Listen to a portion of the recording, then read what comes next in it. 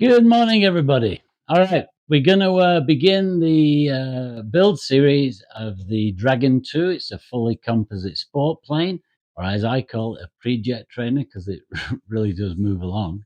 Fully aerobatic, etc. Fuselage is all composite.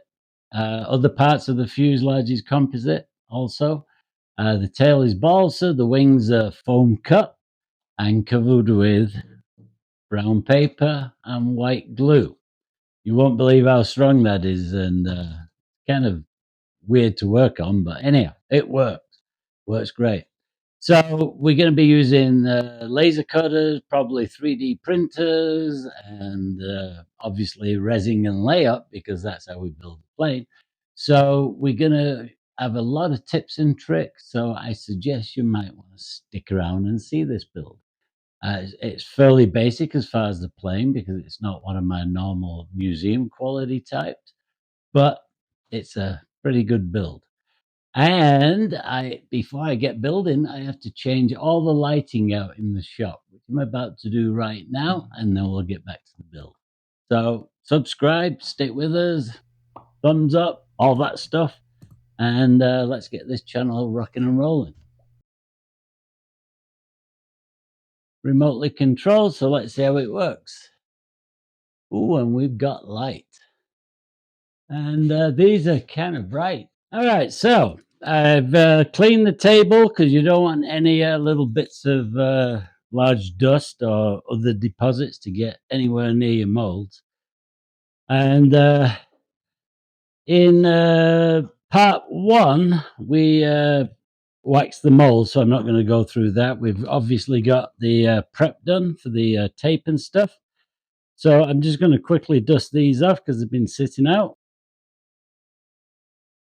Okay, I'd just gone through putting the first mist coat on. Unfortunately, I was yapping away and forgot to hit record on the camera. So let me just make sure I got it running. Yes, I do.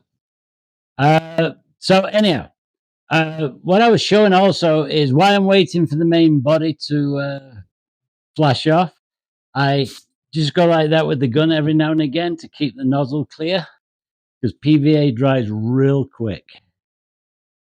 I guess you could dip it in a bowl of water, but then you run the risk that a fleck of water gets in and gives you a fisheye. So what I'm going to do now is the final coat. And the first one was aimed at really just using a third trigger, light misting in all the corners more than anything, a little bit on the body, but now we're going to do the main thing. So I'm just going to put my mask on. All right. So we started with this one.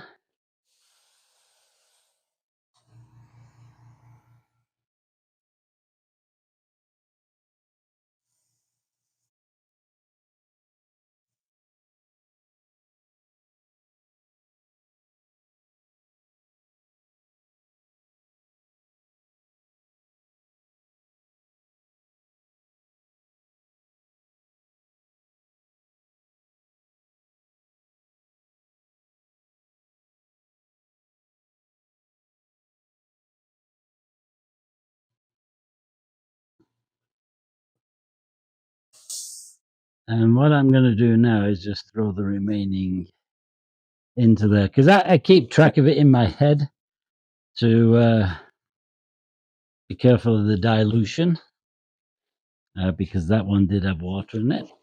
And then I simply fill the gun up with a bit of water that I keep in a spray bottle. We're just going to basically blast it out onto the floor here.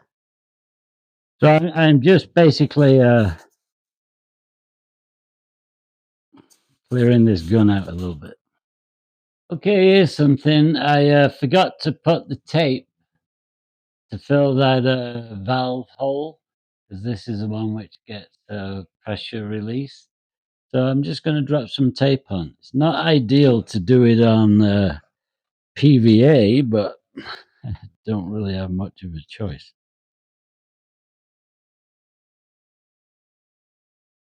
I've not been able to spray these for about 3 days. We've had some horrific winds. The temperature dropped from about 98 degrees Fahrenheit down to around 50. Big weird windstorm came in, and upwards of 50, 60 mile an hour winds. So it's calm this morning, so I was able to go out and spray these. Now, the paint I use is this one. It's just a Rust-Oleum Auto Primer, just grey in this case, flat. And I've used this for years and it works absolutely great for the molds. The only thing is I'm going to have to wait till tomorrow to make sure it's completely hardened. Now, so what I did is I just really dusted these molds. You can see that, you know, some of the black from the actual mold is showing through slightly because I just dusted it. And the reason is no point putting crap loads on because it's just adding weight, because I'm going to be painting this plane obviously afterwards.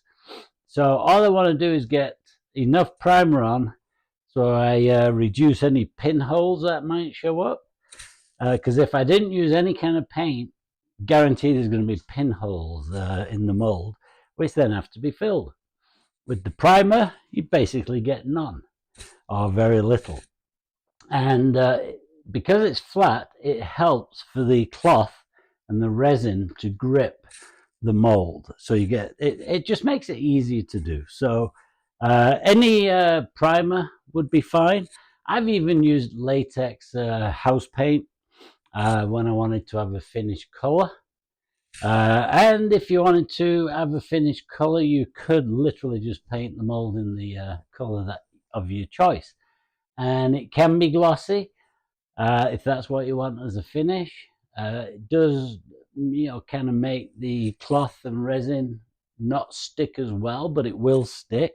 It's just easier to use the flat gray. So what I'm going to do now while this is curing today, I think I'll go and redesign the canopy, something like a Sukhoi more scale canopy in it. I think it would just look a lot better. Good morning, everybody. All right, today we're going to start laying up some parts. I have mixed up should say I've measured my epoxy. It's a 2-to-1. It's an Aeromarine product out of California. And if you're listening, how about sponsoring a couple of gallons? We'll mix this up, and then I'm going to just mix them up for the syringe, and then we'll get cracking. So, just giving it a really good stir right now. We don't need a whole hell of a lot in the syringe because I'm just starting off with some small parts. So that should be enough, I believe.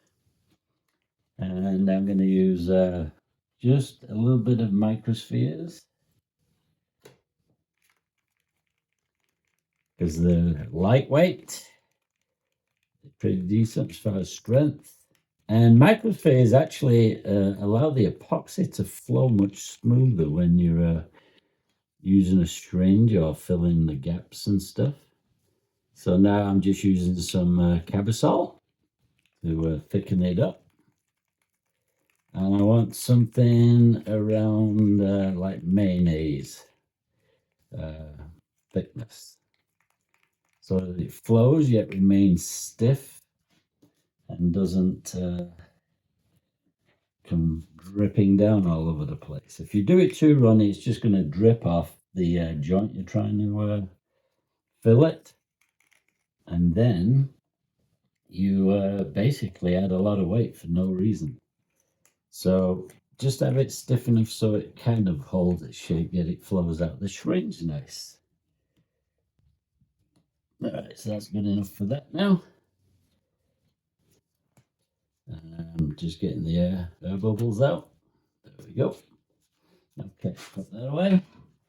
And this is the part we're going to lay up. We're laying up first the hatches, or the hatch, I should say, for the nose, and then we shall start laying cloth. So first I'm just going to put a little bit of resin around the entire surface of the mold.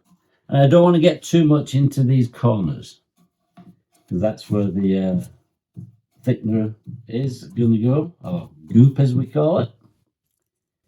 So I don't want a whole bunch in there, because it'll just make it drippy. Like I say, you don't want drippy. So anyway, I've got this pretty much covered now. So I'll just put that aside for a sec. Come along with the syringe. I hope you can see this on the video, but anyway, all I'm doing is putting a small fillet. It's about maybe 1/8 of an inch into these sharp corners.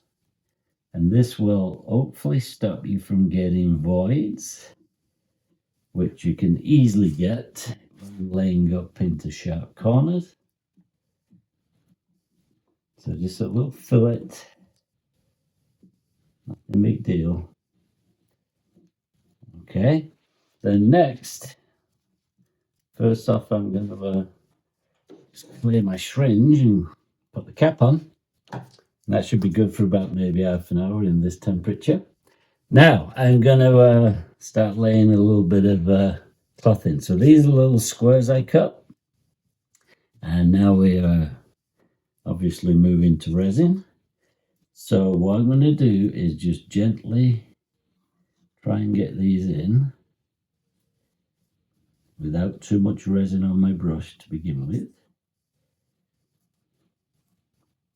I'm just going to gently push it into the corner where the fillet is, making sure I get any voids out. This is where sometimes you have to get your fingers involved, stretch that cloth a little bit. It's been a while since we did any layups.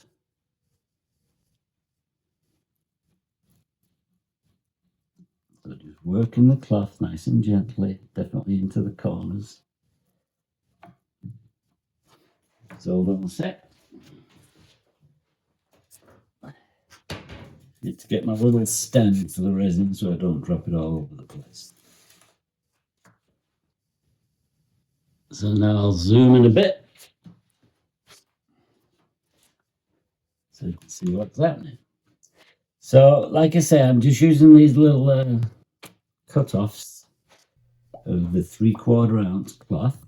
So it's very, very lightweight. I'm just going to work it in gently, bently, till we get it all in. I'm just putting very, very light pressure where the fillet is. And hopefully, this one's been a little stubborn in this corner, so we'll put a little relief cut. It made it worse than what it was. There we go. So just pad that in. We'll come to the next one. I'm going to put this more of an angle because I'm having a bit of a problem with the other corner.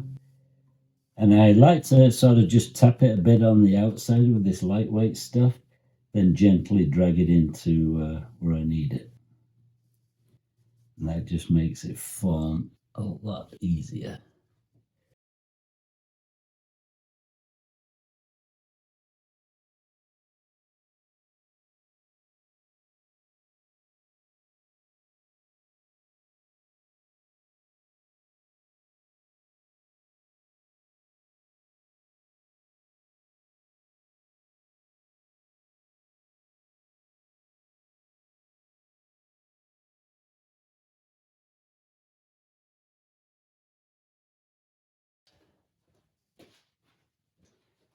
So rather than try and do it all in one, I'm just going to use these small chunks right now. And I'll overlap as required. Push it a little bit into the lightweight stuff. Build up the corners gently. Not going crazy with the resin.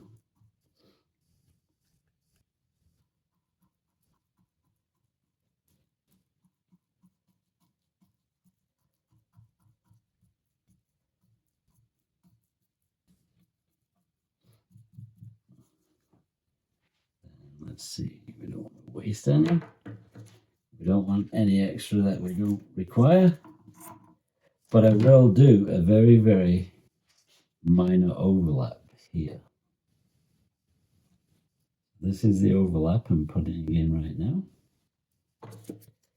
And that is like simulating a rib without the weight, nor the complexity of wasted materials. So by overlapping, which I firmly believe in, it saves you a lot of materials, weight, but adds a ton of strength where that overlap is. So that overlap now, because we're using 2-ounce cloth, it's basically like having a 4-ounce piece of cloth. And then I'll just run this one on the edge.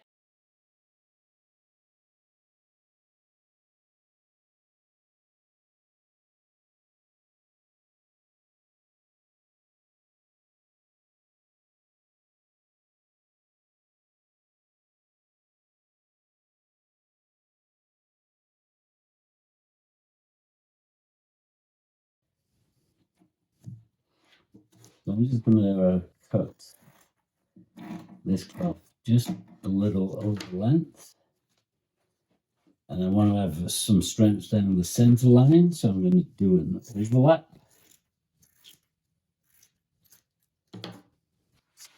We'll start off in the, let's see, we'll start off in the middle. Oops, a bit shy. Should have gone a little longer. That's okay. I'll just use some scrap to do the filler.